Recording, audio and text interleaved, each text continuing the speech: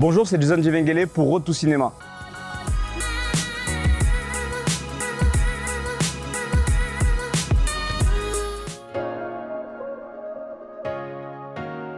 Simplement, on a traîné ici pendant toutes les éditions du Champs-Élysées Film Festival depuis 2014-2013. On vient souvent, je dis on parce que je suis avec un autre ami à moi qui fait partie de notre studio de cinéma Have a Dream. Donc il avait un film ici qui était à l'époque en sélection, un long métrage, parce qu'on est nous deux comédiens de base, et il avait un long métrage ici en sélection. Donc après on était venu rencontrer Sophie sur la terrasse. De là on a gardé contact avec Sophie, on se voit souvent, régulièrement, elle nous donnait beaucoup de conseils. Et à partir de là, après les 10 ans, c'était l'année dernière, j'ai dit à Sophie, on a réfléchi et Sophie a dit qu'il fallait ramener un côté un peu plus jeune. Et on a pensé à créer cette catégorie et à faire cette collaboration.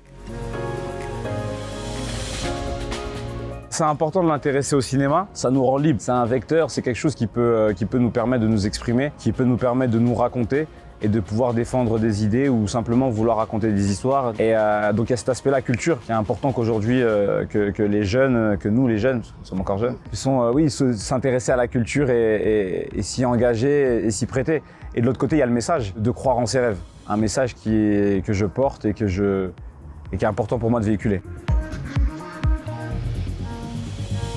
En fait, c'est l'histoire de 4 jeunes qui n'ont rien en commun si ce n'est une seule chose, un rêve. Mais ils ne se connaissent pas. Et ça représente un peu cette jeunesse. Aujourd'hui, on croise des personnes tout au long de la journée, dans le métro, etc. Mais on a des fois une seule chose en commun, c'est notre rêve, notre ambition. Et peut-être des fois même c'est le même. Mais c'est un peu ça, c'est la jeunesse de France.